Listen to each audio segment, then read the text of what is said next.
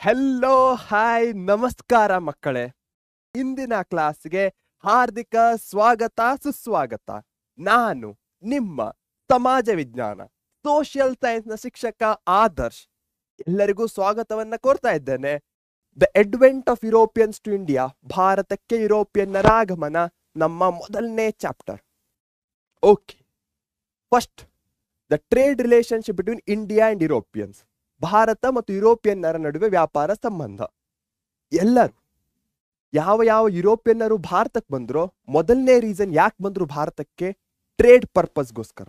Correct, ಇದು clear ಆಗಿದೆ ಅನ್ಕೊಳ್ತೇನೆ. ಹೀಗೆ ಟ್ರೇಡ್ ಇರಬೇಕಾದ್ರೆ 1453 ಏನಾಗತ್ತೆ, ಇಯರ್ ವೆರಿ ಇಂಪಾರ್ಟೆಂಟ್ ಆಗುತ್ತೆ. 1453 ಕಾನ್ಸ್ಟಾಂಟಿನೋಪಲ್ ಈ ನಗರವನ್ನ ಯಾರು ಕ್ಯಾಪ್ಚರ್ ಮಾಡ್ತಾರೆ? ನನ್ನ ಜೊತೆ ನೀವು ಸಹ ರೀಕಾಲ್ ಅಥವಾ ರಿವಿಷನ್ ಮಾಡ್ಕೊಳ್ಬೇಕು. ನಾನು ಹೇಗೆ ಕ್ವಶನ್ ಕೇಳ್ತೇನೋ ಹಾಗೆ ನೀವು ಕಮೆಂಟ್ ಅಲ್ಲಿ ಆನ್ಸರ್ ಅನ್ನ ತಿಳಿಸ್ಬೇಕು. ನಾನು ಏನ್ ಕ್ವಶನ್ ಅನ್ನ ಕೇಳಿದೆ, ಕಾನ್ಸ್ಟಾಂಟಿನೋಪಲ್ ಅನ್ನ ಯಾರು ಕ್ಯಾಪ್ಚರ್ ಮಾಡ್ತಾರೆ? ಕರೆಕ್ಟ್, ಆಟೋಮನ್ ಟರ್ಕ್ಸ್ ಕ್ಯಾಪ್ಚರ್ ಮಾಡ್ತಾರೆ. ಕಾನ್ಸ್ಟಾಂಟಿನೋಪಲ್ಗೆ ಇದ್ದಂತಹ ಮತ್ತೆರಡು ಹೆಸರುಗಳೇನು? Centre of European trade, gateway to European trade. Correct, ಭಾರತ ಯುರೋಪಿಯನ್ ವ್ಯಾಪಾರದ ಹೆಬ್ಬಾಗಿಲು ಅಂತ ಕರಿತಾ ಇದ್ರು. ಅಂತಾರಾಷ್ಟ್ರೀಯ ಸರಕು, ಇಂಟರ್ನ್ಯಾಷನಲ್ ಟ್ರೇಡ್ ಸೆಂಟರ್ ಅಂತ ಕರಿತಾ ಇದ್ರು. ಅಂತಾರಾಷ್ಟ್ರೀಯ ಸರಕು ವಿನಿಮಯ ಕೇಂದ್ರ. ಇವೆಲ್ಲವೂ 1 ಮಾರ್ಕ್ನ MCQ ನಲ್ಲಿ ವೆರಿ ಇಂಪಾರ್ಟೆಂಟ್ ಆಗುತ್ತೆ. ಕೂಲ್, ಅರ್ಥ ಆಗ್ತಾ ಇದೆ ತಾನೆ? So centre of trade 1453, Ottoman ಟರ್ಕರು ಕಾನ್ಸ್ಟಾಂಟಿನೋಪಲ್ ನಗರವನ್ನು ವಶಪಡಿಸಿಕೊಳ್ತಾರೆ. ಯಾರ ಮೊನೊಪಲಿ ಇರುತ್ತೆ? ಏಷ್ಯಾದಲ್ಲಿ ಅರಬ್ ಮರ್ಚೆಂಟ್ಸ್ಗಳ ಮೊನೊಪಲಿ ಇರುತ್ತೆ. ಅದೇ ಯುರೋಪ್ನಲ್ಲಿ ಇಟಾಲಿಯನ್ ಮರ್ಚೆಂಟ್ಸ್ಗಳ ಮೊನೊಪೊಲಿ ಇರುತ್ತೆ. ಕರೆಕ್ಟ್. ಸೊ ಈ ಇಟಾಲಿಯನ್ ಮರ್ಚೆಂಟ್ಸ್ಗಳ ಮೊನೊಪೊಲಿ ಅನ್ನೋ ವರ್ಡ್ ಅನ್ನ ನಾನು ಬಹಳಷ್ಟು ಬಾರಿ ಹೇಳಿದ್ದೇನೆ. ಏಕಸ್ವಾಮ್ಯ, ಯಾರದ್ದೋ ಒಬ್ಬರದು ಮಾರ್ಕೆಟ್ ಮೇಲೆ 70% ಹೆಚ್ಚಿನದು ಅವ್ರದ್ದೇ ಒಂದು ಹಿಡಿತ ಇತ್ತಂದ್ರೆ ಅದನ್ನ ನಾವು ಮೊನೊಪೊಲಿ ಅಂತ ಕರಿತೇವೆ. ಸೊ ಇಲ್ಲಿ ತನಕ ಕ್ಲಿಯರ್ ಆಗಿದೆ? ಏನು ಡೌಟ್ಸ್ ಇಲ್ಲ? ಡೌಟ್ಸ್ ಇದ್ರೆ ಏನ್ ಮಾಡ್ತೀರಾ, ನಮ್ಮ ಯೂಟ್ಯೂಬ್ ಕಮೆಂಟ್ಸ್ ಅಲ್ಲಿ ಈ ಲೈವ್ ಚಾಟ್ ಇದೆಲ್ಲ ಅಲ್ಲಿ ತಿಳಿಸಿ, ನಾನು ಅದಕ್ಕೆ ಆನ್ಸರ್ ಅನ್ನ ಮಾಡ್ತೇನೆ. ನಮ್ಮ ಕಮೆಂಟ್ ಸೆಕ್ಷನ್ ಅಲ್ಲಿ ತಿಳಿಸಿ. ಅಷ್ಟೇ ಅಲ್ಲದೆ ನಮ್ಮ ಟೆಲಿಗ್ರಾಮ್ ಚಾನಲ್ಸ್ ಇದೆ, ವಾಟ್ಸ್ಆಪ್ ಗ್ರೂಪ್ಸ್ ಇದೆ. ಇವುಗಳ ಮೂಲಕವೂ ನೀವು ನಮ್ಮನ್ನ ತಲುಪಬಹುದಾಗಿದೆ. ಇನ್ಸ್ಟಾಗ್ರಾಮ್ ಸಹ ಇದೆ. ಇವುಗಳ ಪೂರ್ತಿ ಉಪಯೋಗವನ್ನ ಮಾಡ್ಕೊಳ್ಳಿ. ಸೊ ಈ ಸ್ಲೈಡು ನಿಮಗೆ ಅರ್ಥ ಆಗಿದೆ ಅನ್ಕೊಳ್ತೇನೆ. ಮುಂದೆ ಹೋಗೋಣವಾ? Okay, new sea route. ಯಾಕೆ ಹೊಸ ಜಲಮಾರ್ಗ ಬೇಕಾಗಿತ್ತು? ಕ್ಯಾಪ್ಚರ್ ಮಾಡ್ತಾರೆ ಆಟೋಮನ್ ಟರ್ಕ್ಸ್. ಕ್ಯಾಪ್ಚರ್ ಆದ್ಮೇಲೆ ಏನಾಗುತ್ತೆ? ಹೆವಿ ಟ್ಯಾಕ್ಸಸ್ ಅನ್ನ ಹಾಕ್ತಾರೆ. ಹೆವಿ ಟ್ಯಾಕ್ಸಸ್ ಅನ್ನ ಹಾಕೋದ್ರಿಂದ ಏನಾಗುತ್ತೆ? ಅದರ್ ಯುರೋಪಿಯನ್ ಕಂಟ್ರೀಸ್ ಅಂದ್ರೆ ಯಾರು? Accept Italy. ಇಟಲಿಯನ್ನ ಬಿಟ್ಟು ಉಳಿದಂತಹ ಯುರೋಪಿಯನ್ ಕಂಟ್ರೀಸ್, ಪೋರ್ಚುಗೀಸ್ ಇರಬಹುದು, ಸ್ಪೇನ್ ಇರಬಹುದು, ಇವರೆಲ್ಲರೂ ಒಂದು ಹೊಸ ಮಾರ್ಗಕ್ಕೆ ಹುಡುಕಾಟವನ್ನ ಆರಂಭಿಸ್ತಾರೆ. ಸೊ ಯಾರು ಸಕ್ಸೀಡ್ ಆಗ್ತಾರೆ? ಸೂಪರ್, ವಾಸ್ಕೋಡ ಗಾಮ ಸಕ್ಸೀಡ್ ಆಗ್ತಾರೆ. ವಾಸ್ಕೋಡ ಗಾಮ ಎಲ್ಲಿಯವರು? ಯಾವ ಕಂಟ್ರಿ? ಪೋರ್ಚುಗೀಸ್. ಎಸ್, ಇವರು ಪೋರ್ಚುಗೀಸ್ನವರು. ಲಿಸ್ಬನ್. ಹೇಗೆ ನೆನ್ಪಿಟ್ಕೊಳ್ಳೋದು? ಪೋರ್ಚುಗೀಸ್ನ ರಾಜಧಾನಿ ಯಾವುದು? ಲಿಸ್ಬನ್. ಸೊ ಅಲ್ಲಿಂದ ಅವ್ರು ಸ್ಟಾರ್ಟ್ ಮಾಡ್ತಾರೆ. ಎಲ್ಲಿ ತಲುಪ್ತಾರೆ? ಲಿಸ್ಬನ್ ಇಂದ ಕಾಪಡ್ಗೆ ತಲುಪ್ತಾರೆ. ಕ್ಯಾಲಿಕಟ್ ಹತ್ರ ಇರುವಂತಹ ಕಾಪಡ್ಗೆ ತಲುಪ್ತಾರೆ. ಲಿಸ್ಬನ್ ಟು ಕಾಪಡ್ ಫಸ್ಟ್ ಯಾರು? ವಾಸ್ಕೋಡ ಗಾಮ. ಯಾವಾಗ ಕಂಡುಹಿಡಿತಾರೆ? 1498. ಸೊ 1453, 1498. ಹೇಗೆ ನೆನಪಲ್ಲಿ ಇಟ್ಕೊಳ್ಬಹುದು? ಸೆಂಚುರೀಸ್. ಸೊ ಫಾರ್ ಎಕ್ಸಾಂಪಲ್ ನಾನು 15th ಸೆಂಚುರಿ ಅಂದ ಕೂಡಲೇ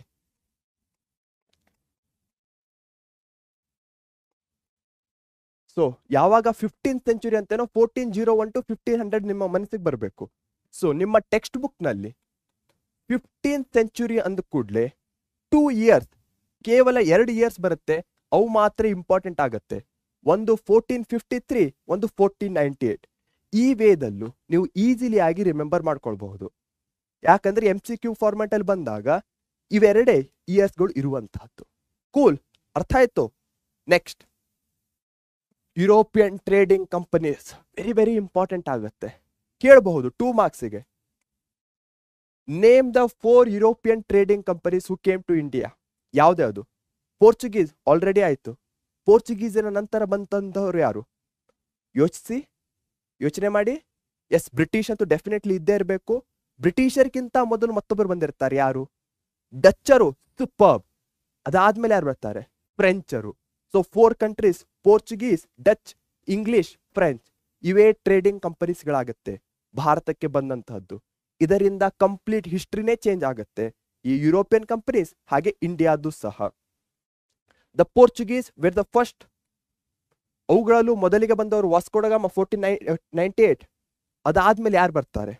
ವಾಸ್ಕೋಡಗಾಮ ಆದ್ಮೇಲೆ ಪೋರ್ಚುಗೀಸರ ಕಡೆಯಿಂದ viceroy Francisco de Almeida ಬರ್ತಾರೆ.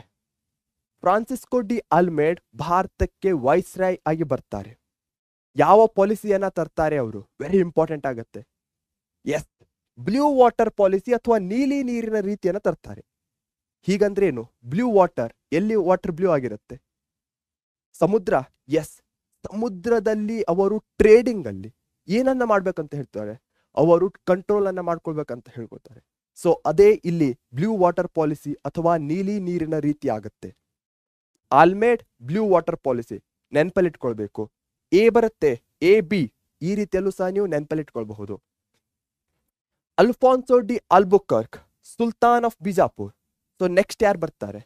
ಪೋರ್ಚುಗೀಸರಲ್ಲಿ 3 ನೇಮ್ಸ್ ವೆರಿ ಇಂಪಾರ್ಟೆಂಟ್ ಆಗುತ್ತೆ. ವಾಸ್ಕೋಡಗಾಮ ನೆನಪಲ್ಲಿ ಇರಲೇಬೇಕು. Almeida second name. Third name ಯಾವುದಂದ್ರೆ Albuquerque. So Alfonso de Albuquerque ಇವ್ರು ಎಲ್ಲಿಯೊಂದವರು? ಪೋರ್ಚುಗೀಸರು. ಯಾಕೆ ಇಂಪಾರ್ಟೆಂಟ್ ಆಗ್ತಾರೆ? ಗೋವಾವನ್ನ ಇವರು ವಶಪಡಿಸ್ಕೊಳ್ತಾರೆ, ಗೆಲ್ತಾರೆ.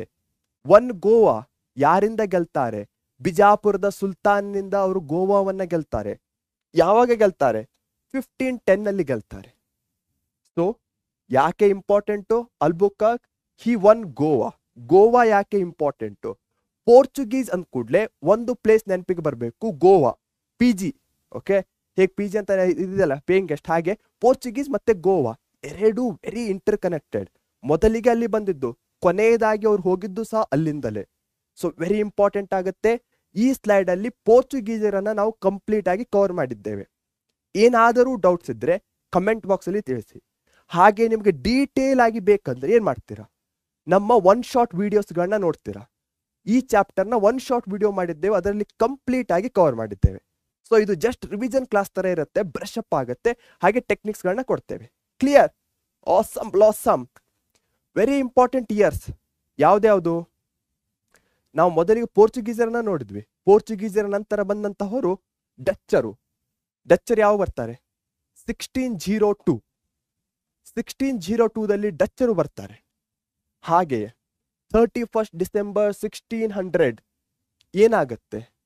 1631 ಡಿಸೆಂಬರ್ನಲ್ಲಿ ಬ್ರಿಟಿಷ್ ಅವರು ಒಂದು ಇಶ್ಯೂ ಅನ್ನ ಮಾಡ್ತಾರೆ. ಏನನ್ನ ಇಶ್ಯೂ ಮಾಡ್ತಾರೆ? ರಾಯಲ್ ಚಾರ್ಟರ್, ಪರವಾನಗಿ ನೀಡುವಿಕೆ. 1613 ಏನಾಗುತ್ತೆ? British EIC started trading formally. EIC ಅಂದ್ರೆ ಏನು? East India company. ಯಾಕೆ ಈಸ್ಟ್ ಇಂಡಿಯಾ ಕಂಪನಿ? ನಾವೆಲ್ಲರೂ ಪೂರ್ವದ ರಾಷ್ಟ್ರಗಳಾಗಿ, ಸೊ ನೀವು ನೋಡಿರಬಹುದು ನಾರ್ತ್ ಈಸ್ಟರ್ನ್ ಹೆಮಿಸ್ಫಿಯರ್ದಲ್ಲಿ ಬರ್ತೇವೆ. ಸೊ ಈಸ್ಟರ್ನ್ ಕಂಟ್ರೀಸ್ಗಳು, ನಾವು ಭಾರತಕ್ಕೆ ಬಂದಂತಹ ಎಲ್ಲಾ ಕಂಟ್ರೀಸ್ಗಳು ಈ ಮಾರ್ಗ ಯಾವುದರ ಮಾರ್ಗವಾಗಿ ಬಂದವು? ಟ್ರೇಡಿಂಗ್ ಕಂಪನೀಸ್ಗಳಾಗಿ ಬಂದವು. ಸೊ ಇವೆಲ್ಲವೂ ಟ್ರೇಡಿಂಗ್ ಕಂಪನೀಸ್ಗಳಾಗಿ ಭಾರತಕ್ಕೆ ಬಂದಿದ್ವು. So East India company EIC ಈ ಶಾರ್ಟ್ ಫಾರ್ಮ್ ಅನ್ನ ಮುಂದೂ ಸಹ ಉಪಯೋಗಿಸ್ತೇವೆ. ಸೊ ಅದನ್ನ ನೆನಪಲ್ಲಿ ಇಟ್ಕೊಳ್ಳಿ. EIC ಅಂದ್ರೆ ಈಸ್ಟ್ ಇಂಡಿಯಾ ಕಂಪನಿ. ತಸ್ನಿಮ್ ಬಿದ್ರಿ ಅವ್ರು ಕೇಳ್ತಿದ್ದಾರೆ, ಪರವಾನಗಿ ನೀಡುವಿಕೆ ಎಂದ್ರೇನು? ಫಾರ್ ಎಕ್ಸಾಂಪಲ್, ಯಾವುದೇ ಒಂದು ಕಂಟ್ರಿ ಇರಬಹುದು, ಯಾವುದೇ ಒಂದು ಪರ್ಸನ್ ಬೇರೆ ಕಂಟ್ರಿಯಲ್ಲಿ ಹೋಗಿ ವ್ಯಾಪಾರ ಮಾಡ್ಬೇಕಂದ್ರೆ ಆ ಕಂಟ್ರಿಯ ಗೌರ್ಮೆಂಟ್ನ ಪರ್ಮಿಷನ್ ಅನ್ನು ತೆಗೆದುಕೊಳ್ಬೇಕು. ಹಾಗೆ ಅಂತಹ ಪರ್ಮಿಷನ್ ಅನ್ನೇ ನಾವು ಪರವಾನಗಿ ನೀಡುವಿಕೆ ಅಥವಾ ಇಲ್ಲಿ ಇಂಗ್ಲಿಷ್ ಅಲ್ಲಿ ರಾಯಲ್ ಚಾರ್ಟರ್ ಅನುಮತಿ ಅಂತ ಕರಿತೇವೆ. ಸೊ ಇದು ನಿಮಗೆ ಅರಿವಾಗಿದೆ ಅಂದ್ಕೊಳ್ತೇನೆ. ಹಾಗಾದ್ರೆ ಮುಂದೆ ಹೋಗೋಣ. 1617 ಏನಾಗುತ್ತೆ? ಜಹಾಂಗೀರ್ ಏನನ್ನ ಇಶ್ಯೂ ಮಾಡ್ತಾರೆ? Royal permission to open factories. ಫ್ಯಾಕ್ಟರಿಯನ್ನ ತೆರೆಯಲು ಫರ್ಮಾನನ್ನ ನೀಡ್ತಾರೆ. ಸೊ ಸಿಂಪಲ್ ಆಗಿ ತಿಳ್ಕೊಳ್ಳಿ, 1600 ಅಲ್ಲಿ ಕ್ವೀನ್ ಅನುಮತಿಯನ್ನ ಕೊಡ್ತಾರೆ. 1613 ಅಲ್ಲಿ ಅವರು ಸ್ಟಾರ್ಟ್ ಮಾಡ್ತಾರೆ. 1617 ಅಲ್ಲಿ ಏನಾಗುತ್ತೆ? ಸ್ಟಾರ್ಟ್ ಮಾಡ್ತಾರೆ, ಬಟ್ ಭಾರತದಿಂದಲೂ ಅವ್ರಿಗೆ ಏನ್ ಬೇಕು? ಅನುಮತಿ ಬೇಕಲ್ಲ. ಸೊ ಆವಾಗ ಭಾರತವನ್ನ ಜಹಾಂಗೀರ್ ಅವರು ಆಳ್ತಾ ಇದ್ರು. ಸೊ ಮುಘಲ್ ದೊರೆ. ಸೊ ಅವರು ಪರ್ಮಿಷನ್ ಅನ್ನ ಕೊಡ್ತಾರೆ ಫ್ಯಾಕ್ಟರಿಯನ್ನ ತೆರೆಯಲು. 1664 French East India company established. ಮೊದಲಿಗೆ ಪೋರ್ಚುಗೀಸರು, ನೆಕ್ಸ್ಟ್ ಡಚ್ಚು, ನೆಕ್ಸ್ಟ್ ಇಂಗ್ಲಿಷರು, ಇಂಗ್ಲಿಷರ ನಂತರ ಬರುವಂತಹವರು ಫ್ರೆಂಚರು. ಸೊ ಇಲ್ಲಿ ಎಲ್ಲಾ ಈಸ್ಟ್ ಇಂಡಿಯಾ ಕಂಪನಿಗಳ ಒಂದು ಮೇಲು ನೋಟವನ್ನ ಕೊಟ್ಟಿದ್ದೇವೆ, ಓವರ್ ವ್ಯೂ, ಯಾವ ಕಾಲಘಟ್ಟದಲ್ಲಿ ಬಂದ್ರು ಅಂತ. ಆಲ್ಮೋಸ್ಟ್ ಎಲ್ಲರೂ ಯಾವ ಕಾಲಘಟ್ಟದಲ್ಲಿ ಬರ್ತಾ ಇದ್ದಾರೆ, ಈ 1600 ನ ಪೀರಿಯಡ್ ನಲ್ಲೇ ಬರ್ತಾ ಇದ್ದಾರೆ. ಸೊ ಕೂಲ್, ನೆಕ್ಸ್ಟ್ ಹೋಗೋಣವಾ? ಓಕೆ, ಸಿಂಪಲ್ ಇದೆ ಕ್ವಶನ್, ನೀವು ಸಹ ಮನನವನ್ನ ಮಾಡ್ಕೊಳ್ಳಿ. ಹಾಗೆ ಟ್ರಿಕ್ಸ್ ಅನ್ನು ಕೊಡ್ತೇನೆ, ಹೇಗೆ ನೆನಪಲ್ಲಿ ಇಟ್ಕೊಳ್ಬೇಕು ಅಂತ. ಕನ್ನಡ ಮಾಧ್ಯಮದವರಿಗೂ ಕೊಡ್ತೇನೆ, ಇಂಗ್ಲಿಷ್ ಮಾಧ್ಯಮದವರಿಗೂ ಕೊಡ್ತೇನೆ. ಪ್ರಶ್ನೆ, name the spices of India that had spices that had a greater demand in Europe. ಯುರೋಪ್ನಲ್ಲಿ ಹೆಚ್ಚಿನ ಬೇಡಿಕೆಯನ್ನ ಹೊಂದಿರುವ ಭಾರತದ ಮಸಾಲೆಗಳನ್ನ ಹೆಸರಿಸಿ. ನೀವು ಸಹ ಆನ್ಸರ್ ಅನ್ನ ಕಮೆಂಟ್ ಬಾಕ್ಸ್ ನಲ್ಲಿ ತಿಳಿಸಿ, ಯಾಕಂದ್ರೆ ನಿಮಗೂ ಸಹ ಪ್ರಾಕ್ಟೀಸ್ ಆಗುತ್ತೆ. ಯಾವ್ದಾದ್ರು ಸಿಂಪಲ್ ಇದೆ, cardamom, cinnamon, cumin, pepper, ginger. ಹೇಗೆ ನೆನಪಲ್ಲಿ ಇಟ್ಕೊಳ್ಳೋದು? ಕಾ ಕಿ ಕು, ಹಾಗಂದ್ರೆ ಏನು? ಕಾ ಕಿ ಕು ಪಿ ಜಿ. ಸೊ ಸ್ಪೈಸಸ್ ಅಂದ ಕೂಡಲೇ ಕಾ ಕಿ ಕು ಪಿ ಜಿ, ಈ ಒಂದು ಎಕ್ರಾನಿಮ್ ಅಥವಾ ಶಾರ್ಟ್ ಫಾರ್ಮ್ ನಿಂದ ಈಸಿಲಿ ಆಗಿ ನೆನಪಲ್ಲಿ ಇಟ್ಕೊಳ್ಬಹುದು. ಕಾ ಕಿ ಕಿ ಹೇಗತ್ತೇವೋ ಹಾಗೆ ಕಾ ಕಿ ಕು. ಕನ್ನಡದವರಾದ್ರೆ ಏಲಕ್ಕಿ, ದಾಲ್ಚಿನ್ನಿ, ಜೀರಿಗೆ, ಮೆಣಸು, ಶುಂಠಿ. ಸೊ ಬಿರಿಯಾನಿಗೆ ಏನೇನ್ ಬೇಕಾಗುತ್ತೋ ಇಂಗ್ರೀಡಿಯೆಂಟ್ಸ್, ಆ ರೀತಿಯಲ್ಲೂ ಸಹ ನೆನಪಲ್ಲಿ ಇಟ್ಕೊಳ್ಬಹುದು. ಸಿಂಪಲ್, ಅರ್ಥ ಆಗಿದೆ. ಸೊ ಯಾವುದೇ ಕಾನ್ಸೆಪ್ಟು ನಿಮಗೆ ಡಿಫಿಕಲ್ಟ್ ಅನ್ಸಿದ್ರೆ ಟ್ರೈ ಟು ರಿಲೇಟ್ ವಿತ್ ಏನು ರಿಯಲ್ ಲೈಫ್. ಇಲ್ಲಿ ಹೇಗೆ ಬಿರಿಯಾನಿ ಜೊತೆ ರಿಲೇಟ್ ಮಾಡ್ಲಿಕ್ಕೆ ನಾ ಟ್ರೈ ಮಾಡಿದೆ, ಹಾಗೆ ನೀವು ಸಹ ಆದಷ್ಟು ರಿಯಲ್ ಲೈಫ್ ಜೊತೆ ಏನ್ ಮಾಡಿ, ಕನೆಕ್ಟ್ ಮಾಡಿ ಈಸಿಲಿ ಆಗಿ ಆನ್ಸರ್ ಮಾಡ್ತೀರಾ. ಅಥವಾ ಡಿಫಿಕಲ್ಟ್ ಆದ್ರೆ ಈ ರೀತಿ ಶಾರ್ಟ್ ಫಾರ್ಮ್ ಅನ್ನ ಕ್ರಿಯೇಟ್ ಮಾಡ್ಕೊಳ್ಳಿ. ಈ ಟ್ರಿಕ್ಸ್ ಗಳನ್ನ ನೀವು ಬೇರೆ ಬೇರೆ ಕಡೆನೂ ಅಪ್ಲೈ ಮಾಡಬಹುದು. ನೀವು ಎಲ್ಲಾದ್ರೂ ಅಪ್ಲೈ ಮಾಡಿದ್ರೆ ಕಮೆಂಟ್ ಬಾಕ್ಸ್ ಅಲ್ಲಿ ತಿಳಿಸೋದನ್ನ ಮರಿಬೇಡಿ, ಏಕೆಂದ್ರೆ ಬಹಳಷ್ಟು ಮಕ್ಕಳಿಗೆ ಅದು ಸಹ ಹೆಲ್ಪ್ ಆಗಬಹುದು. ಸಿಂಪಲ್, ಆಲ್ರೆಡಿ ಡಿಸ್ಕಸ್ ಮಾಡಿರುವಂತದ್ದು. In 1453 the city of Constantinople was captured by. Comment ಮಾಡೋದನ್ನ ಮರಿಬೇಡಿ. Arabs, Ottoman Turks, Italians, Portuguese. 1453ರಲ್ಲಿ ಕಾನ್ಸ್ಟಾಂಟಿನೋಪಲ್ ನಗರವನ್ನು ವಶಪಡಿಸಿಕೊಂಡವರು ಅರಬ್ಬರು, ಅಟೋಮನ್ ಟರ್ಕರು, ಇಟಾಲಿಯನ್ನರು, ಪೋರ್ಚುಗೀಸರು. ಆಲ್ರೆಡಿ ಡಿಸ್ಕಸ್ ಮಾಡಿರುವಂತಹದ್ದೇ. Ottoman Turk is the correct answer. Next question, the sea route between India and Europe was discovered by. Columbus, Vasco da Gama, Almeida, Albuquerque. ಭಾರತ ಮತ್ತು ಯುರೋಪ್ನ ನಡುವೆ ಸಮುದ್ರ ಮಾರ್ಗವನ್ನ ಕಂಡುಹಿಡಿದವರು ಯಾರು? Columbus, Vasco da Gama, Almeida, Albuquerque. Tick tick 3, 2, 1 answer ಮಾಡಿದ್ರ? Simple. Yes, it's answer C, Vasco da Gama. Super.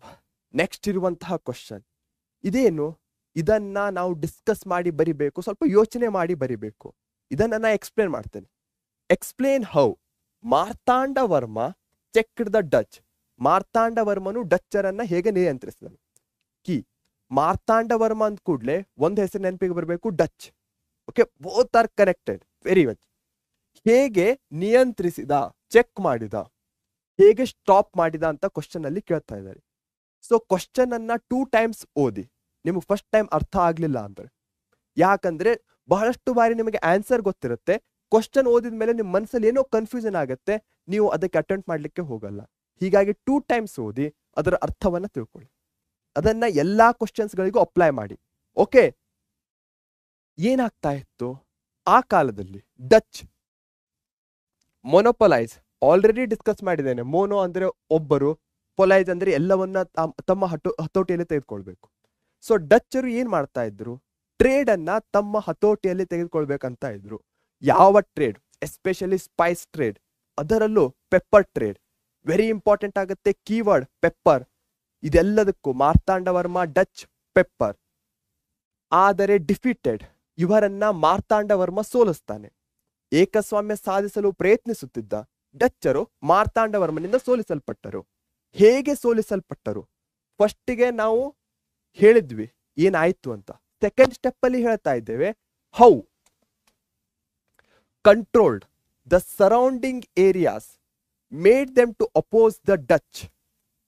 So keyword ಏನಾಗುತ್ತೆ? ಸರೌಂಡಿಂಗ್ ಏರಿಯಾ, ಕಂಟ್ರೋಲ್, ಹಾಗೆ ಅಪೋಸ್, ಡಚ್. ಸೊ ಕೀವರ್ಡ್ಸ್ ಮುಖಾಂತರ ನೀವು ನೆನಪಲ್ಲಿ ಇಟ್ಕೊಳ್ಬೇಕು. ಎಲ್ಲವನ್ನೂ ಬಾಯ್ ಹಾಟ್ ಹಾಕಿಕೊಳ್ಳೋ ಅವಶ್ಯಕತೆ ಇಲ್ಲ. ಫಾರ್ ಎಕ್ಸಾಂಪಲ್ ಈ ಸ್ಲೈಡ್ ನಲ್ಲಿ ಮೊನೊಪೊಲೈಸ್ ಡಚ್ ಅದೊಂದು ಕೀವರ್ಡ್ ಆಗುತ್ತೆ. ಕಂಟ್ರೋಲ್ ಸರೌಂಡಿಂಗ್ ಏರಿಯಾಸ್ ಅದೊಂದು ಕೀವರ್ಡ್ ಆಗುತ್ತೆ. ಇವುಗಳ ಮುಖಾಂತರ ನೀವು ಪೂರ್ತಿ ಆನ್ಸರ್ ಅನ್ನ ಬರಿಬಹುದು. ಓಕೆ, ಅರ್ಥ ಆಗ್ತಾ ಇದೆ? ಈ ಟೆಕ್ನಿಕ್ ಅನ್ನ ಎಲ್ಲಾ ಕ್ವಶನ್ಸ್ಗಳು ಯಾವ ಡಿಸ್ಕ್ರಿಪ್ಟಿವ್ ಇದೆ ಅಲ್ಲಿ ಅಪ್ಲೈ ಮಾಡಿ, ಈಸಿ ಆಗುತ್ತೆ ನಿಮ್ಮ ಲೈಫ್. ಸುತ್ತಮುತ್ತಲಿನ ಸಂಸ್ಥಾನಿಕರನ್ನ ತನ್ನ ಹಿಡಿತದಲ್ಲಿಟ್ಟುಕೊಂಡು ಅವರನ್ನ ಡಚ್ಚರ ವಿರುದ್ಧ ನಿಲ್ಲಿಸ್ತಾನೆ. ಓಕೆ, ನೆಕ್ಸ್ಟ್ ಏನಾಗುತ್ತೆ? ಡಚ್ ಏನ್ ಮಾಡ್ತಾರೆ? Dutch with the help of provinces like, ಇಲ್ಲಿ ಸ್ವಲ್ಪ ಪ್ರೊವಿನ್ಸಸ್ಗಳ ಹೆಸರಿದೆ. ಇವುಗಳನ್ನ ನೀವು ಯಾವ್ದಾದರೂ ಶಾರ್ಟ್ ಫಾರ್ಮ್ ಅಲ್ಲಿ ನೆನಪಲ್ಲಿ ಇಟ್ಕೊಳ್ಬಹುದಾ? ಯೋಚನೆ ಮಾಡಿ, ಇದ್ರೆ ಕಮೆಂಟ್ ಬಾಕ್ಸ್ ಅಲ್ಲಿ ತಿಳಿಸಿ. ಯಾವ್ದ್ಯಾವ್ದಿದೆ? ಕಾಯಂಕುಳಂ ಇದೆ, ಕೊಚ್ಚಿ, ಪುರಕ್ಕಡ್, ಮತ್ಯಾವುದು ವಡಕುಂಕರ್, 4 ಪ್ಲೇಸಸ್ಗಳಿವೆ. ಸೊ ಶಾರ್ಟ್ ಫಾರ್ಮ್ ಅಲ್ಲಿ ಏನಾದ್ರು ನೆನಪಲ್ಲಿ ಇಟ್ಕೊಳ್ಳಿಕ್ಕಾದ್ರೆ ನೆನಪಲ್ಲಿ ಇಟ್ಕೊಳ್ಳಿ. ಸೊ ಹೇಗೆ ಕೆ ಇದೆ, ಪಿ ಡಿ ಇದೆ. ಸೊ ಇದನ್ನೇ ನೀವು ಏನಾದ್ರು ನಿಮ್ಮ ಫ್ರೆಂಡಿನ ಹೆಸರಲ್ಲಿ ಅಥವಾ ನಿಮ್ಮ ಹೆಸರಿನಲ್ಲಿ ಏನಾದ್ರು ರಿಲೇಟ್ ಮಾಡಿಕೊಂಡು ಈಸಿಲಿ ಆಗಿ ರಿಮೆಂಬರ್ ಮಾಡ್ಕೊಳ್ಬಹುದೇ ಮಾಡ್ಕೊಳ್ಳಿ. Okay, cool. Attacked on Travancore, Martanda Varma ಎಲ್ಲಿಯ ರಾಜನಾಗಿದ್ದ? ಟ್ರಾವನ್ಕೋರ್ ಅಥವಾ ತಿರವಾಂಕೂರು ಸಂಸ್ಥಾನದ ರಾಜನಾಗಿದ್ದ. ಸೊ ಅವ್ರು ಅಟ್ಯಾಕ್ ಮಾಡಬೇಕಾದದ್ದು ಎಲ್ಲಿ? ಟ್ರಾವನ್ಕೋರ್ ಮೇಲೆ. Raja Marthanda Varma defeated them and captured Nedumangad and Kottarakkara trading centres. ಮತ್ತೆರಡು ಹೆಸರು ಬರ್ತವೆ, NK, Nedumangad and Kottarakkara. So ಈ ಸ್ಲೈಡ್ ನಲ್ಲಿ ಪ್ಲೇಸಸ್ಗಳು ಇಂಪಾರ್ಟೆಂಟ್ ಆಗುತ್ತೆ. 4 ಪ್ಲೇಸಸ್ ಯಾವುದು? KKPD, ಕಾಯಂಕುಳಂ, ಕೊಚ್ಚಿ, ಯಾವುದು ಪುರಕ್ಕಾಡ್, ವಡುಕುಂಕೂರ್ ಆಗುತ್ತೆ. ಅದಾದ ಮೇಲೆ ಎಲ್ಲಿ ಅಟ್ಯಾಕ್ ಮಾಡ್ತಾರೆ? ತಿರವಾಂಕೂರ್ ಮೇಲೆ ಅಟ್ಯಾಕ್ ಮಾಡ್ತಾರೆ. ತಿರವಾಂಕೂರ್ ಎಲ್ಲಿ ಬರುತ್ತೆ? ಕೇರಳದಲ್ಲಿ ಬರುತ್ತಾ? ಸೂಪರ್. ಸೊ ಯಾವಾಗ ಪ್ಲೇಸ್ ಅಂತ ಹೇಳ್ತೇನೋ ಮ್ಯಾಪ್ ಅಲ್ಲೂ ಸಹ ಇಮ್ಯಾಜಿನೇಷನ್ ಅನ್ನ ಮಾಡ್ಕೊಳ್ಳಿ. ಇದರಿಂದ ನಿಮಗೆ ಈಸಿ ಆಗತ್ತೆ. ಯಾಕೆ? ಮಾರ್ತಾಂಡ ವರ್ಮ ಅಂದ ಕೂಡಲೇ ಕೇರಳದ ಪ್ರದೇಶಗಳು ನಿಮ್ಮ ನೆನಪಿಗೆ ಬರಬೇಕು. ಓಕೆ, ವೇನಾಡ್ ಇರಬಹುದು ಅಥವಾ ಈ ನಮ್ಮ ಟ್ರಾವನ್ಕೋರ್ ಇರಬಹುದು. ಈ ಪ್ರದೇಶಗಳು ನಿಮ್ಮ ಹೆಸರು ನೆನಪಿಗೆ ಬಂದ್ರೆ ಈಸಿಲಿ ಆಗಿ ಆನ್ಸರ್ ಮಾಡ್ತೀರಾ. ಕೂಲ್. ಮ್ಯಾಪ್ ಇದು ಸಹ ಒಂದು ಟ್ರಿಕ್ ಆಗಿದೆ, ಅದನ್ನು ನೆನಪಲ್ಲಿ ಇಟ್ಕೊಳ್ಳಿ. ಕಾಯಂಕುಳಂ, ಕೊಚ್ಚಿ, ಪುರಕ್ಕಡ್ ಮತ್ತು ವಡಕಂಕೂರ್ ಸಂಸ್ಥಾನಗಳ ಜೊತೆಗೂಡಿ ಡಚ್ ಸೇನೆಯು ತಿರವಾಂಕೂರಿನ ಮೇಲೆ ಆಕ್ರಮಣ ಮಾಡಿದಾಗ ಮಾರ್ತಾಂಡವರ್ಮನ ಪಡೆ ಡಚ್ ಕೂಟವನ್ನ ಸೋಲಿಸಿತು. ಇದು ಫಸ್ಟ್ ಯುದ್ಧ ಆಯ್ತು. ನೆಕ್ಸ್ಟ್ ಮತ್ತೊಂದ್ಸಲ ಆಗತ್ತೆ ಮೇಜರ್. ಯಾವುದು? In 1741 Dutch declared war on Travancore with Kottarakkara province in the forefront. ಇಲ್ಲಿ ನಮ್ಗೆ ಆಲ್ರೆಡಿ ಗೊತ್ತಿದೆ ಟ್ರಾವನ್ಕೋರ್ ಮೇಲೆ ಅಟ್ಯಾಕ್ ಮಾಡಬೇಕು, ಯಾಕಂದ್ರೆ ಮಾರ್ತಾಂಡವರ್ಮ ಅಲ್ಲೇ ಇರೋದು. ಈ ಕೊಟ್ಟಾರಕರ ಎಲ್ಲಿ ಬಂತು? ಈ ಕೊಟ್ಟಾರಕರವನ್ನ ಯಾರು ಕ್ಯಾಪ್ಚರ್ ಮಾಡ್ಕೊಂಡಿರ್ತಾರೆ? ಮಾರ್ತಾಂಡವರ್ಮ ಕ್ಯಾಪ್ಚರ್ ಮಾಡ್ಕೊಂಡಿರ್ತಾನೆ. ಸೊ ಇದನ್ನ ಈ ಸ್ಟೋರಿ ಫಾರ್ಮೆಟ್ ಅಲ್ಲೂ ಸಹ ನೀವು ನೆನಪಲ್ಲಿ ಇಟ್ಕೊಳ್ಬಹುದು. Cool. Kottarakkara province in the forefront, but Marthandavarma's army strongly sent it back. The Dutch suffered huge losses. So ಯಾವಾಗ ಮಾರ್ತಾಂಡ ವರ್ಮ ಅಂತ ಹೇಳ್ತೇವೋ ಆವಾಗ ಡಚ್ಚರನ್ನ ಸೋಲಿಸಿದ್ದು ಅಥವಾ ಡಿಫೀಟ್ ಮಾಡಿದ್ದು ನಿಮ್ಮ ಮನಸ್ಸಿಗೆ ಬರಬೇಕು. ಯಾಕಂದ್ರೆ ಪ್ರತಿ ಬಾರಿಯೂ ಆತ ಡಚ್ಚರನ್ನ ಡಿಫೀಟ್ ಮಾಡ್ತಾನೆ, ಸೋಲಿಸ್ತಾನೆ. ಸೊ ಯಾವಾಗ ಡಚ್ಚರು ವಾರ್ ಮಾಡ್ತಾರೋ ಆವಾಗ ಸೋಲು ಗ್ಯಾರಂಟಿ ಆಗುತ್ತೆ. 1741 ಕೊಟ್ಟಾರಕರ ಪ್ರಾಂತ್ಯವನ್ನ ಮುಂಚೂಣಿಯಲ್ಲಿಟ್ಟುಕೊಂಡು ಡಚ್ಚರು ತಿರವಾಂಕೂರಿನ ಮೇಲೆ ಯುದ್ಧ ಸಾಧಿಸಿದರು. ಆದರೆ ಮಾರ್ತಾಂಡವರ್ಮನ ಸೈನ್ಯ ಅದನ್ನ ಬಲವಾಗಿ ಹಿಂದಕ್ಕೆ ಕಳುಹಿಸಿತು. ಡಚ್ಚರು ದೊಡ್ಡ ನಷ್ಟವನ್ನ ಅನುಭವಿಸಿದರು. ಇದು ನಿಮಗೆ ಅರ್ಥ ಆಗಿದೆ ಅನ್ಕೊಳ್ತೇನೆ. ಕೊಚ್ಚಿನ್ ಅದಾದ್ಮೇಲೆ ಏನಾಗತ್ತೆ, ಹೇಗೆ ಗ್ರೋ ಆಗತ್ತೆ? Cochin centre of spice trade. 1 marks ಅಲ್ಲಿ ಕೇಳಬಹುದು. ಸೆಂಟರ್ ಆಫ್ ಸ್ಪೈಸ್ ಟ್ರೇಡ್ ಯಾವುದು? Kochi. And Travancore became the richest province. ಅತ್ಯಂತ ಶ್ರೀಮಂತ ಸಂಸ್ಥಾನವಾಗುತ್ತೆ ಟ್ರಾವನ್ಕೋರ್. ಹೇಗೆ ಶ್ರೀಮಂತವಾಗುತ್ತೆ? ಡಚ್ಚರನ್ನ ಸೋಲಿಸ್ತಾರೆ. ಟ್ರೇಡಿಂಗ್ ಮೇಲೆ ಈಗ ಮೊನೋಪಲಿ ಯಾರ್ದಾಗತ್ತೆ? ಈಗ ಮಾರ್ತಾಂಡವರ್ಮನ ಮೊನೋಪಲಿ ಆಗತ್ತೆ. ಸೊ ಮೊನೋಪಲಿ ಆದ್ರೆ ಏನು? ಪ್ರಾಫಿಟ್ ಆಗ್ಬೇಕು. ಪ್ರಾಫಿಟ್ ಹೇಗಾಗ್ತಾ ಇದೆ?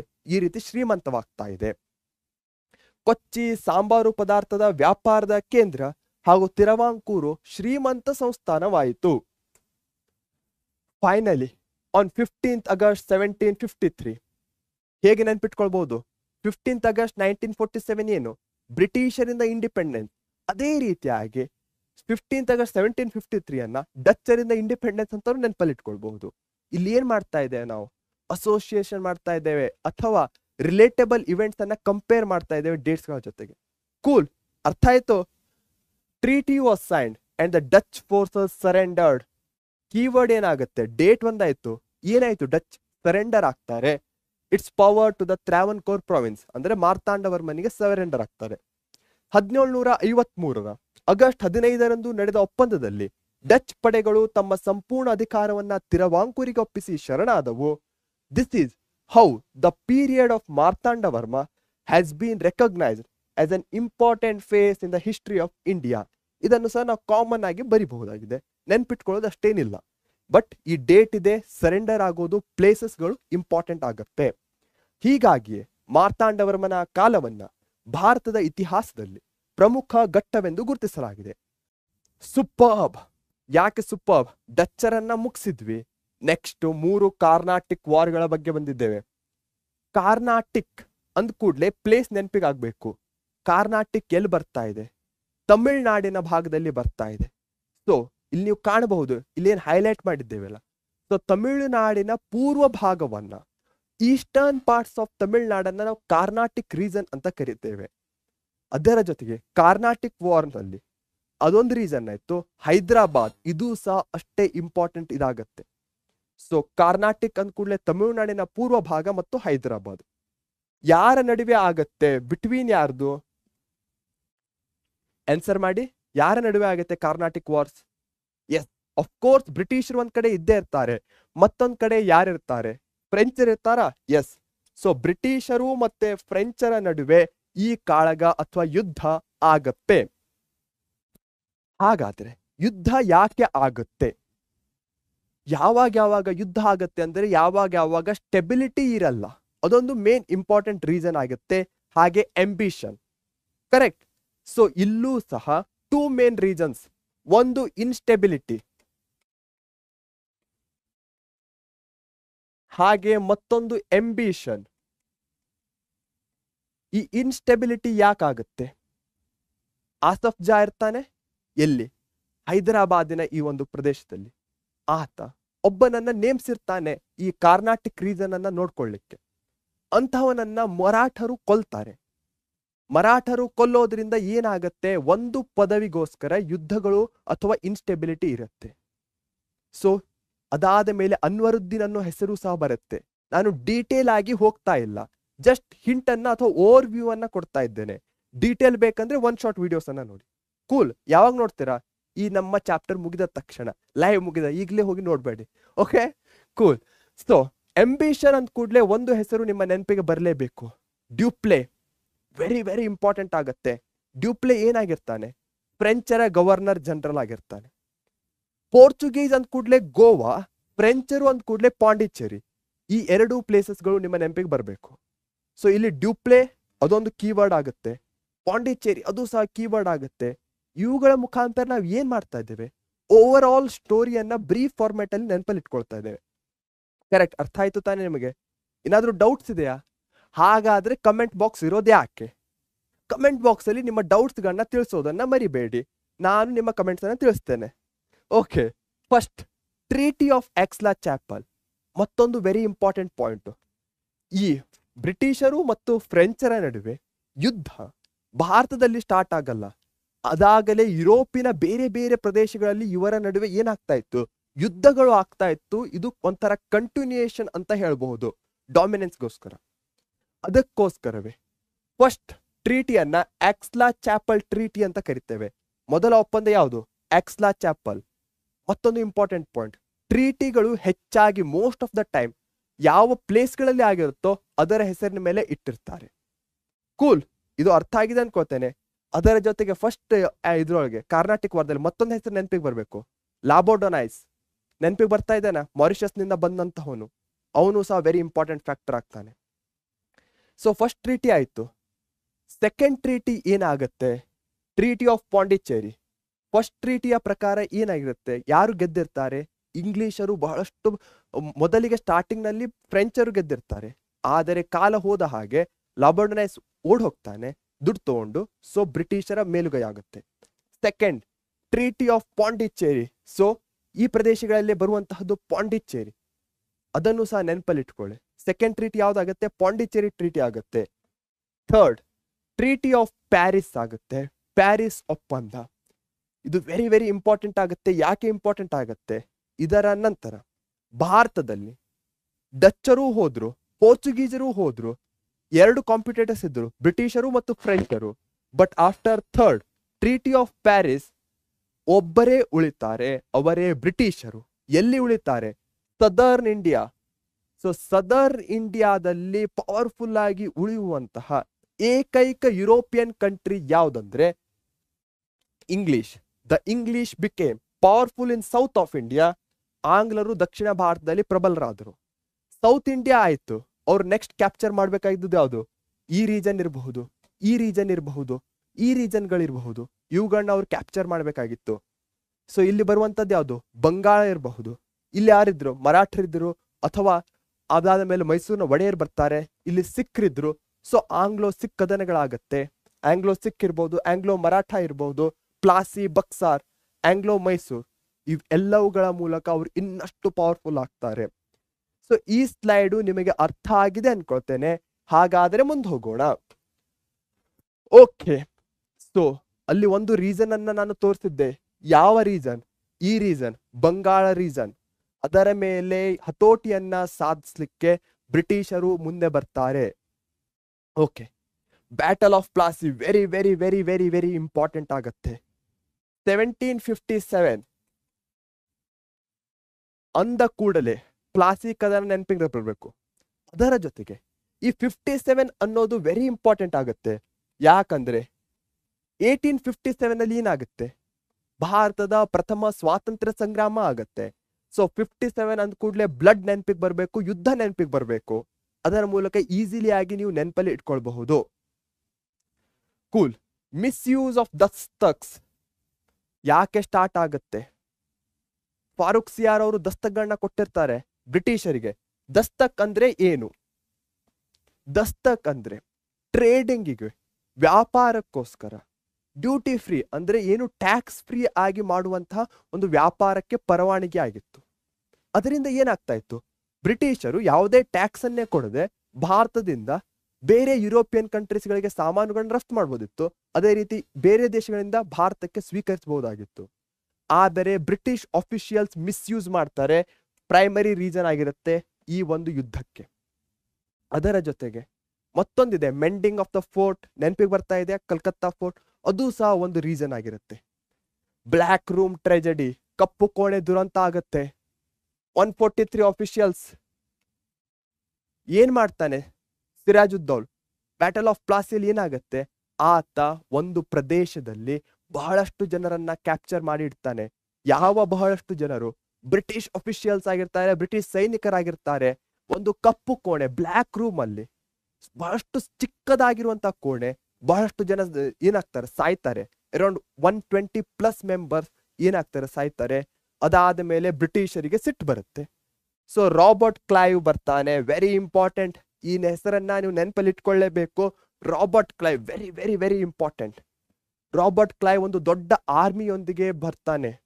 ಬಟ್ ಅದಲ್ಲದೆ ಆತ ಬಹಳಷ್ಟು ಬೇರೆ ಇದರ ಮಾರ್ಗಗಳನ್ನು ಅನುಸರಿಸ್ತಾನೆ. ಯಾರ್ಯಾರು ರಿಚ್ ಇರ್ತಾರೋ ಅಂತಹವರನ್ನ ತನ್ನ ಕಡೆಗೆ ತಿಳ್ಕೊತಾನೆ. ಸೆಕೆಂಡ್ ಏನ್ ಮಾಡ್ತಾನೆ? ಮತ್ತೊಂದು Sirajuddaula, Robert Clive, Mir Jafar. So Plassey ಅಂದ ಕೂಡಲೇ ಈ ಒಂದು ಹೆಸರು ಸಹ ನಿಮಗೆ ನೆನಪಿಗೆ ಬರಬೇಕು, ಮೀರ್ ಜಾಫರ್.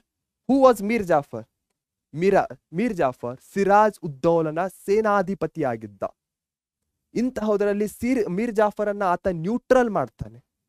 ನ್ಯೂಟ್ರಲ್ ಹಾಗೆ ಟ್ರೇಟರ್ಸ್ ಅಂತ ಏನ್ ಕರಿತಾ ಇದ್ರು, ಅಂದ್ರೆ ಬೇರೆ ಭಾರತೀಯ ಒಂದು ಉದ್ಯೋಗಪತಿಗಳನ್ನ ತನ್ನ ಪಕ್ಷಕ್ಕೆ ತೆಗೆದುಕೊಳ್ತಾನೆ. ಫೈನಲಿ ವಾರ್ ಆಗತ್ತೆ. ವಾರ್ ಆದ ಮೇಲೆ ಮೀರ್ ಜಾಫರ್ ನವಾಬನಾಗ್ತಾನೆ. ರಾಬರ್ಟ್ ಕ್ಲೈವ್ ಏನ್ ಮಾಡ್ತಾನೆ? ಪವರ್ಫುಲ್ ಆಗ್ತಾನೆ. ಇನ್ನು ಬ್ರಿಟಿಷರು ಇನ್ನು ಪವರ್ಫುಲ್ ಆಗ್ತಾರೆ. ಕ್ವಶನ್ ಏನಿದೆ? ಪ್ಲಾಸಿ ಕದನದ ಪರಿಣಾಮಗಳು ವೆರಿ ಇಂಪಾರ್ಟೆಂಟ್. ಎಕ್ಸಾಮ್ ಅಲ್ಲಿ ಬಹಳಷ್ಟು ಬಾರಿ ಕೇಳುವಂತಹ ಪ್ರಶ್ನೆ. What were the results of the battle of Plassey? Plassey ಕದನದ ಪರಿಣಾಮಗಳಾವು? ಮೊದಲಿಗೆ ಇಲ್ಲಿ ಏನ್ ಮಾಡ್ತಾ ಇದ್ದೇವೆ? ಒಂದು ಪಾಯಿಂಟ್ ಅನ್ನ, ಓಕೆ, ಫಾರ್ ಎಕ್ಸಾಂಪಲ್ ಇಮ್ಮೋರಲಿಟಿ, ಈ ಒಂದು ಪಾಯಿಂಟ್ ಅನ್ನ ತೆಗೆದುಕೊಳ್ತೇವೆ. ಅದರ ಮುಖಾಂತರ ನಾವು ಡಾಟ್ಸ್ ಅನ್ನ ಕನೆಕ್ಟ್ ಮಾಡ್ತಾ ಹೋಗ್ತೇವೆ. ಹಾಗೆ ಪೂರ್ತಿ ಆನ್ಸರ್ ಅನ್ನ ಬರೀತೇವೆ. ಹೇಗೆ ಸರ್ ಅಂತೀರಾ? ಸಿಂಪಲ್ ಆಗಿದೆ. ಇಮ್ಮಾರಲಿಟಿ, ಯಾರಲ್ಲಿ ಇಮ್ಮಾರಲಿಟಿ ಇತ್ತು? ಭಾರತದ ಬಿಸ್ನೆಸ್ ಮ್ಯಾನ್ಗಳಲ್ಲಿ. ಯಾಕೆ ಹೀಗೆ ಹೇಳ್ತಾ ಇದ್ದೇವೆ? ರಾಬರ್ಟ್ ಕ್ಲೈವ್ ಅವರನ್ನ ಏನ್ ಮಾಡ್ದ? ತನ್ನ ಪಕ್ಷಕ್ಕೆ ತೆಗೆದುಕೊಂಡ. ಹೀಗಾಗಿ ಅವರಲ್ಲಿ ಒಂದು ಮೊರಾಲಿಟಿ ಅಥವಾ ಇಮ್ಮಾರಲಿಟಿ ಇತ್ತು ಅಂತ ಹೇಳ್ತಾರೆ. ಇದರಿಂದ ಏನಾಗುತ್ತೆ? ಯಾವಾಗ ಯಾವಾಗ ಇಮ್ಮಾರಲಿಟಿ ಇರುತ್ತೋ ಅದು ಲ್ಯಾಕ್ ಆಫ್ ಯುನಿಟಿಗೆ ಲೀಡ್ ಆಗತ್ತೆ. ಕೂಲ್. ಯಾಕಂದ್ರೆ ಮೊರಾಲಿಟಿನ ಸ್ಟ್ರಾಂಗ್ ಇಲ್ಲ ಅಂದ್ರೆ ಯುನಿಟಿ ಎಲ್ಲಿಂದ ಬರಬೇಕು? ಇಮ್ಮಾರಲಿಟಿಯಿಂದ ಲ್ಯಾಕ್ ಆಫ್ ಯುನಿಟಿ ಆಯ್ತು. ಲ್ಯಾಕ್ ಆಫ್ ಯುನಿಟಿಯಿಂದ ಯಾಕೆ ಲ್ಯಾಕ್ ಆಫ್ ಯುನಿಟಿ ಇಮ್ಮಾರಲಿಟಿ ಆಯ್ತು? ಮೇನ್ ರೀಸನ್ ಇದಕ್ಕೆಲ್ಲ ಏನು? ಗ್ರೀಡ್ ಆಗಿತ್ತು. So greed of Indian businessman ಅಷ್ಟೇ ಅಲ್ಲದೆ ಮತ್ತೊಬ್ಬ ಪರ್ಸನ್ ಸಹ ಗ್ರೀಡ್ ಅಂದ ಕೂಡಲೇ ಇಲ್ಲಿ ನಿಮ್ಮ ನೆನಪಿಗೆ ಬರಬೇಕು. ಯಾವ ಪರ್ಸನ್ ಆತ? ಮೀರ್ ಜಾಫರ್. ಸೊ ಆತ ಮಾಡಿದ ಸರಿನೋ ತಪ್ಪೋ ಅದು ಬಿಟ್ಬಿಡಿ, ಬಟ್ ಇಲ್ಲಿ ನಿಮಗೆ ಆನ್ಸರ್ ಅನ್ನ ನೆನಪಲ್ಲಿ ಇಟ್ಕೊಳ್ಬೇಕು ಅಂದ್ರೆ ಗ್ರೀಡ್ ಅಂದ ಕೂಡಲೇ ಮೀರ್ ಜಾಫರ್ ಅನ್ನೋದನ್ನ ಕನೆಕ್ಟ್ ಮಾಡ್ಕೊಳ್ಳಿ. ಗ್ರೀಡ್ ಅಂದ್ಕೊಳ್ಳೆ ಮೀರ್ ಜಾಫರ್. ಮೀರ್ ಜಾಫರ್ ಏನಾಗ್ತಾನೆ? ಆತನಿಗೆ ಯಾಕೆ ಗ್ರೀಡ್ ಬರುತ್ತೆ? ಆತನಿಗೆ ನವಾಬನಾಗ್ತೀಯಾ ಅಂತ ರಾಬರ್ಟ್ ಕ್ಲೈವ್ ಹೇಳಿರ್ತಾನೆ. ಹೀಗಾಗಿ ಆತನಿಗೆ ಗ್ರೀಡ್ ಬರುತ್ತೆ. So Mir Jafar became the nawab of Bengal. ಅದಾದ್ಮೇಲೆ ಏನಾಗುತ್ತೆ? ಲ್ಯಾಕ್ ಆಫ್ ಯುನಿಟಿ ಭಾರತದ ಮೇಲೆ ಏನ್ ಪರಿಣಾಮ ಬೀರ್ತು? ಭಾರತದ ಮೇಲೆ ಎಕ್ಸ್ಕ್ಲೂಸಿವ್ ರೈಟ್ಸ್ ಎಲ್ಲ ಸ್ಟಾರ್ಟ್ ಆಗಿದ್ದು ಎಲ್ಲಿಂದ? ದಸ್ತಕ್ಗಳಿಂದ. ದಸ್ತಕ್ಗಳು ಏನಾಗಿದ್ದು? ಟ್ರೇಡಿಂಗ್ ರೈಟ್ಸ್ಗಳಾಗಿದ್ದು. ಸೊ ಅದು ಕೊನೆಯದಾಗಿ ಇಲ್ಲಿ ಬರ್ತಾ ಇದೆ, ಎಕ್ಸ್ಕ್ಲೂಸಿವ್ ರೈಟ್ಸ್ ಸಿಗುತ್ತೆ to business in Bengal. Bengal was very rich province. ಆ ಕಾಲದಲ್ಲಿ ಬಹಳಷ್ಟು ರಿಚ್ ಆಗಿತ್ತು. ಅವರಿಗೆ ಎಕ್ಸ್ಕ್ಲೂಸಿವ್ ರೈಟ್ಸ್ ಸಿಗುತ್ತೆ ಟ್ರೇಡಿಂಗಿಗೆ. ಸೊ ಇದರಿಂದ ಪ್ರಾಫಿಟ್ ಆಗೋದು ಯಾರಿಗೆ? ಬ್ರಿಟಿಷರಿಗೆ. ಅಷ್ಟೇ ಅಲ್ಲದೆ 17 crore ಪ್ಲಾಸಿ ಕದನ ಆಗೋದು ಯಾವಾಗ? 1757. ಹಾಗೆ ಅವ್ರು ಕೊಡಬೇಕಾಗಿದೆ ಎಷ್ಟು? 17 crore and 70 lakh. 17 crore and 70 lakh ಅನ್ನ ಅವರು ವಾರ್ ರಿಲೀಫ್ ಆಗಿ ಕೊಡಬೇಕಾಗತ್ತೆ. ಸೊ ಕನೆಕ್ಟ್ ಮಾಡ್ತಾ ಇದ್ದೇವೆ 1757 ಜೊತೆಗೆ. ಆಂಕರ್ ಪಾಯಿಂಟ್ ಇಮ್ಮಾರಲಿಟಿ ಇತ್ತು, ಅದರಿಂದ ಲ್ಯಾಕ್ ಆಫ್ ಯುನಿಟಿ ಆಯ್ತು, ಗ್ರೀಡ್ ಆಯ್ತು. ಮೀರ್ ಜಾಫರ್ ಯಾಕೆ ಸ್ಟಾರ್ಟ್ ಆಗಿತ್ತು? ದಸ್ತಕ್ಕು, ರೈಟ್ಸು, ಆಮೇಲೆ ವಾರ್ ರಿಲೀಫ್. ಸೊ ಇದು ನಿಮಗೆ ಅರ್ಥ ಆಗಿದೆ ಅನ್ಕೊಳ್ತೇನೆ. ಪ್ಲಾಸಿ ಕದನದ ಪರಿಣಾಮಗಳು ಇದಂತಹ ನಾನು ಟೆಕ್ನಿಕ್ಸ್ ಗಳನ್ನ ಕೊಡ್ತಾ ಇದ್ದೇನೆ. ಅದನ್ನ ನೀವು ಬೇರೆ ಕ್ವಶನ್ಸ್ಗಳಿಗೂ ಸಹ ಅಪ್ಲೈ ಮಾಡಬಹುದು. ಬ್ಯಾಟಲ್ ಆಫ್ ಬಕ್ಸಾರ್ ಬರುತ್ತೆ. ಬಕ್ಸಾರ್ ಕದನ ಇಲ್ಲಿ ಮೀರ್ ಕಾಸಿಂ ಬರ್ತಾ ಇದೆ, ಬಟ್ ನಾವು ಮೀರ್ ಜಾಫರ್ ಅಂತ ಹೇಳ್ತಾ ಇದ್ವಿ ಅಲ್ಲ. ಇಲ್ಲೇ ಇದೆ, ವೆರಿ ಇಂಪಾರ್ಟೆಂಟ್. ಮೀರ್ ಜಾಫರ್ ಏನ್ ಮಾಡ್ತಾನೆ? 17 crore 70 lakhs ಕೊಡ್ತಾನೆ. ಅದಾದ್ಮೇಲೆ ಆತನ ಪೂರ್ತಿ ಖಜಾನೆ ಏನಾಗತ್ತೆ? ಬ್ಯಾಂಕ್ ಕ್ರಪ್ಟ್, ಏನು ಇರಲ್ಲ, ದುಡ್ಡೇ ಇರಲ್ಲ. ಸೊ ಹೀಗಾಗಿ ಬ್ರಿಟಿಷರಿಗೆ ಏನು ಮೇನ್ ಅವರಿಗೆ ಬೇಕಾಗಿದ್ದೇನು? ಹಣ. ಸೊ ಹಣನೇ ಸಿಗ್ತಾ ಇಲ್ಲ ಅಂದ ಮೇಲೆ ಮೀರ್ ಜಾಫರ್ನ ಇಟ್ಕೊಂಡು ಏನು ಉಪಯೋಗ? ಹೀಗಾಗಿ ಮೀರ್ ಜಾಫರ್ನನ್ನ ಅವ್ರು ತೆಗೆದು ಬಿಡ್ತಾರೆ. ಆತನ ಜಾಗದಲ್ಲಿ ಆತನ ಸನ್ ಇನ್ ಲಾ ಮೀರ್ ಕಾಸಿಂನನ್ನ ಕೊಳಿಸ್ತಾರೆ. ಕೂಲ್, ಅರ್ಥ ಆಯ್ತು. ಇಲ್ಲಿ ಮತ್ತೊಂದು connection. Duty free business start ಆಗಿದ್ದು ದಸ್ತಕ್ಗಳಿಂದ. ಅದಾದ್ಮೇಲೆ ಎಕ್ಸ್ಕ್ಲೂಸಿವ್ ರೈಟ್ ಸಿಗುತ್ತೆ. ಈಗ ಮೀರ್ ಕಾಸಿಂ ಏನ್ ಮಾಡ್ತಾ ಇದ್ದಾನೆ? ಡ್ಯೂಟಿ ಫ್ರೀ ಬಿಸ್ನೆಸ್ ಮಾಡ್ತಾ ಇದ್ದಾನೆ. ಇದರ ಅರ್ಥ ಏನು? ಭಾರತೀಯರು ಸಹ, ಇಂಡಿಯನ್ ಸಹ ಕಾಂಪೀಟ್ ಮಾಡಬಹುದಾಗಿತ್ತು ಈಗ ಬ್ರಿಟಿಷರ ಜೊತೆ ಡೈರೆಕ್ಟ್ ಆಗಿ. ಯಾಕಂದ್ರೆ ಯಾರಿಗೂ ಟ್ಯಾಕ್ಸ್ ಇಲ್ಲ, ಓಪನ್ ಇದೆ.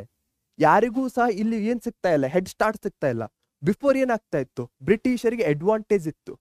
ಯಾಕಂದ್ರೆ ಅವರಿಗೆ ಟ್ರೇಡಿಂಗ್ ನಲ್ಲಿ ಟ್ಯಾಕ್ಸ್ ಅನ್ನ ಕೊಡೋ ಹಾಗಿರ್ಲಿಲ್ಲ, ಆದ್ರೆ ಭಾರತೀಯರು ಕೊಡಬೇಕಾಗಿತ್ತು. ಈಗ ಎಲ್ಲರಿಗೂ ಡ್ಯೂಟಿ ಫ್ರೀ ಆಗಿದೆ. ಸೊ ಕಾಂಪಿಟೇಷನ್ ಹೆಚ್ಚಿಗೆ ಆಗಿದೆ, ಬ್ರಿಟಿಷರಿಗೆ ಲಾಸ್ ಆಗ್ತಾ ಇದೆ. ಬ್ರಿಟಿಷರು ಮೇನ್ ಏನು? ಟ್ರೇಡಿಂಗ್. ಟ್ರೇಡಿಂಗ್ ಅಂದ್ರೆ ಏನು? ಪ್ರಾಫಿಟ್ ಆಗ್ತಾ ಇಲ್ಲ ಅಂದ್ಮೇಲೆ ಏನಾಗಬೇಕು? ಯುದ್ಧ ಆಗ್ಬೇಕು. ಸುಂಕ ಮುಕ್ತ ವ್ಯಾಪಾರ. Mir Kasim ಏನಾಗಿರ್ತಾನೆ?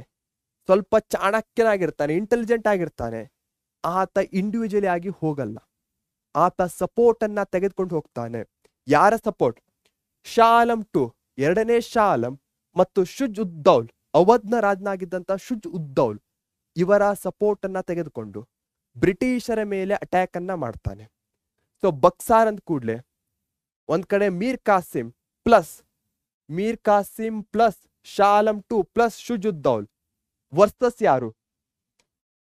Versus Hector Munro. So ಇವರ ಮಧ್ಯೆ ಯುದ್ಧ ಆಗತ್ತೆ. ಅದರಲ್ಲಿ ಬ್ರಿಟಿಷರು ಏನ್ ಹೇಳ್ತಾರೆ? ನಿರ್ಣಾಯಕವಾಗಿ ವರ್ಡಿಕ್ ಫೈನಲಿ ಗೆದ್ದೇ ಗೆಲ್ತಾರೆ. ಸೊ ಹೆಕ್ಟರ್ ಮನ್ರೋ ವಿನ್ ಆಗ್ತಾನೆ. ಈಗ ನೀವು ನೋಡಬಹುದಾಗಿದೆ, ಬಂಗಾಳ ಇರಬಹುದು, ಬಿಹಾರ್ ಇರಬಹುದು, ಒರಿಸ್ಸಾ ಇರಬಹುದು, ಅಷ್ಟೇ ಅಲ್ಲದೆ ಅವಧ್ ಇರಬಹುದು. ಈ ಎಲ್ಲಾ ಪ್ರದೇಶಗಳು ಭಾರತದ ಈಸ್ಟರ್ನ್ ಟೆರಿಟರಿ ಈಗ ಬ್ರಿಟಿಷರ ಅಂಡರ್ ನಲ್ಲಿ ಬರ್ತಾ ಇದೆ. ಕಾರ್ನಾಟಿಕ್ ವಾರ್ ನಿಂದ ಸದರ್ನ್ ಟೆರಿಟರಿ ಆದರೆ, ಅದೇ ಬಕ್ಸಾರ್ ವಾರ್ ನಿಂದ ಹಾಗೆ ಪ್ಲಾಸಿ ವಾರ್ ನಿಂದ ಈಸ್ಟರ್ನ್ ಟೆರಿಟರಿ ಬ್ರಿಟಿಷರ ಅಂಡರ್ ನಲ್ಲಿ ಬರ್ತಾ ಇದೆ. ಸೊ ಇದು ನಿಮಗೆ ಅರ್ಥ ಆಗಿದೆ ಅನ್ಕೊಳ್ತೇನೆ. ನೆಕ್ಸ್ಟ್ ಯಾವ ಟೆರಿಟರಿ ಉಳಿದಿದೆ? ಒಂದು ವೆಸ್ಟರ್ನ್ ಟೆರಿಟರಿ ಉಳಿದಿದೆ, ಹಾಗೆ ಸದರ್ನ್ ನಲ್ಲೂ ಮತ್ತೊಂದು ಸ್ವಲ್ಪ ಭಾಗ ಉಳಿದಿದೆ, ಹಾಗೆ ಮತ್ತೆ ನಾರ್ತ್ ವೆಸ್ಟರ್ನ್ ಟೆರಿಟರಿ ಸಹ ಇದೆ. ಇವೆಲ್ಲವೂ ಬ್ರಿಟಿಷರು ಯುದ್ಧದ ಮೂಲಕ ಕ್ಯಾಪ್ಚರ್ ಮಾಡ್ತಾರೆ. ಅವೇ ಮುಂದೆ ಬರುವಂತಹ ಸ್ಲೈಡ್ ಗಳಲ್ಲಿ ಇದೆ. ಸೊ ಇದು ನಿಮಗೆ ಅರ್ಥ ಆಗಿದೆ ಅನ್ಕೊಳ್ತೇನೆ. ಏನಾದ್ರೂ ಡೌಟ್ಸ್ ಇದೆಯಾ? ತಿಳಿಸಿ, ಯಾಕೆ ತಿಳಿಸ್ತಾ ಇಲ್ಲ? ಇದು ಸಹ ವೆರಿ ಇಂಪಾರ್ಟೆಂಟ್ ಆಗುತ್ತೆ. What were the results of the battle of Buxar? Buxar ಕದನದ ಪರಿಣಾಮಗಳಾವು? ನಿಮ್ಗೆ ಗೊತ್ತಿದೆ, 3 ಪ್ಲೇಯರ್ಸ್ ಇದ್ರು. ಸೊ ಅದರಲ್ಲಿ ಮೀರ್ ಕಾಸಿಮ್ ಏನ್ ಮಾಡ್ತಾನೆ? ಓಡಿ ಹೋಗ್ತಾನೆ, ಫ್ಲೆಡ್, ಕರೆಕ್ಟ್. ಅದಾದ್ಮೇಲೆ ಶಾ ಆಲಂ 2 ಏನ್ ಮಾಡ್ತಾನೆ? ಸರೆಂಡರ್ ಆಗ್ತಾನೆ. ಸೊ ನೀವು ನೋಡಿರ್ಬಹುದು, ಪ್ಲಾಸಿ ಕದನದಲ್ಲಿ ಸರೆಂಡರ್ ಆದ್ಮೇಲೆ ಅಥವಾ ಏನಾಗ್ತಾ ಇತ್ತು, ಆತ ವಾರ್ ರಿಲೀಫ್ ಅನ್ನ ಕೊಡಬೇಕಾಗಿತ್ತು. ಇಲ್ಲೂ ಸಹ ಅದೇ ಆಗ್ತಾ ಇದೆ. ಶಾ ಆಲಂ 2 ಬೆಂಗಾಲದ ರೈಟ್ಸ್ ಅನ್ನ ಕೊಡ್ತಾನೆ, ಹಾಗೆ ಎನ್ಯುವಲಿ 26 lakhsಗೆ ಬೆಂಗಾಲದ ಪೂರ್ತಿ ರೈಟ್ಸ್ ಅನ್ನೇ ಕೊಟ್ಬಿಡ್ತಾನೆ. ಸೊ ಇದರಿಂದ ಅರ್ಥ ಆಗ್ತಾ ಇದೆ ನಿಮಗೆ ಹೇಗೆ ಬ್ರಿಟಿಷರು ಬಂಗಾಳದ ಪ್ರಾಂತ್ಯದ ಮೇಲೆ complete control. Diwani rights, very very important. Diwani rights over Bengal to the British. ಇಲ್ಲಿ ತನಕ ನಾವು ಟ್ರೇಡಿಂಗ್ ಬಗ್ಗೆ ಮಾತಾಡ್ತಾ ಇದ್ವಿ. ಈಗ ಏನ್ ಬರ್ತಾ ಇದೆ? ರೆವೆನ್ಯೂ, ದಿವಾನಿ ಹಕ್ಕು ಬರ್ತಾ ಇದೆ. ಓಕೆ, ಟ್ಯಾಕ್ಸ್ ಅನ್ನ ಕಲೆಕ್ಟ್ ಮಾಡುವಂತಹ, ರೆವೆನ್ಯೂ ಅನ್ನ ಸ್ವೀಕರಿಸುವಂತಹ ಹಕ್ಕು ಯಾರಿಗೆ ಹೋಗ್ತಾ ಇದೆ? ಬ್ರಿಟಿಷರಿಗೆ ಹೋಗ್ತಾ ಇದೆ. ವೆರಿ ವೆರಿ ಇಂಪಾರ್ಟೆಂಟ್ ಆಗುತ್ತೆ. ಬಕ್ಸಾರ್ ಕದನ ಅಂದ್ಕೂಳೆ ದಿವಾನಿ ರೈಟ್ಸ್ ನೆನಪಿಗೆ ಬರಬೇಕು. ಈ ದಿವಾನಿ ರೈಟ್ಸ್ ಬರುವಂತಹ ಚಾಪ್ಟರ್ಸ್ ಗಳಲ್ಲಿ ಬಹಳಷ್ಟು ಇಂಟರ್ ಕನೆಕ್ಟೆಡ್ ಇದೆ. ಅಲ್ಲೂ ಸಹ ನಾವು ಡೀಟೇಲ್ ಆಗಿ ಡಿಸ್ಕಸ್ ಮಾಡ್ತೇವೆ. The nawab of Awadh paid a fine of ₹50 lakhs. So ಅವಧ್ನ ನವಾಬ ಸಹ 50 lakhs ಫೈನ್ ಅನ್ನ ಪೇ ಮಾಡ್ಬೇಕಾಗತ್ತೆ. ಯಾಕೆ? ಆತ ಸಹ ವಾರ್ ಮಾಡಿರ್ತಾನೆ. ಔದ್ನ ನವಾಬ ಕಂಪನಿಗೆ 50 ಲಕ್ಷ ರೂಪಾಯಿಗಳನ್ನ ಕೊಡಬೇಕಾಯಿತು. Company paid pension to Mir Jafar son. ಮೀರ್ ಜಾಫರ್ನ ಮಗನಿಗೆ ಅವರು ವಿಶ್ರಾಂತಿ ವೇತನವನ್ನ ಕೊಡ್ತಾನೆ. ಯಾಕಂದ್ರೆ ಮೀರ್ ಜಾಫರ್ ಬ್ರಿಟಿಷರಿಗೆ ಒಂಥರ ಲಾಯಲ್ ಆಗಿ ಇರ್ತಾನೆ. ಸೊ ಈ ಪರಿಣಾಮಗಳನ್ನ ಹೇಗೆ ನೆನಪಲ್ಲಿ ಇಟ್ಕೊಳ್ಬಹುದು? ಈಸಿ ಇದೆ. ಒಬ್ಬ ಪ್ಲೇಯರ್ಗೆ ಏನೇನಾಯ್ತು? ಶಾ ಆಲಂ 2ಗೆ ಏನಾಯ್ತು? ಮೀರ್ ಜಾಫರ್ಗೆ ಏನಾಯ್ತು? ಹಾಗೆ ಅವಧ್ನ ನವಾಬನಿಗೆ ಏನಾಯ್ತು? ಬ್ರಿಟಿಷರಿಗೆ ಏನಾಯ್ತು? 4 ಪ್ಲೇಯರ್ಸ್ ಇದ್ರು. 4 ಅವ್ರದ್ದು ಒಂದೊಂದು ರೀಸನ್ ಬರೆದ್ರೆ ಮುಗೀತು, ಕಂಪ್ಲೀಟ್. ಕೂಲ್, ಅರ್ಥ ಆಯ್ತು ತಾನೆ? ಓಕೆ, ನನ್ನ favourite band the advent of Europeans to India ಮುಗಿಸಿದ್ದೇವೆ. ಹಾಗಾದರೆ ಇಂದು ಈ ಗಳಿಗೆಯಲ್ಲಿ ನಾವು ಕ್ಲಾಸ್ ಅನ್ನ ಮುಗಿಸೋಣ. Thank you, take care, bye bye, see you.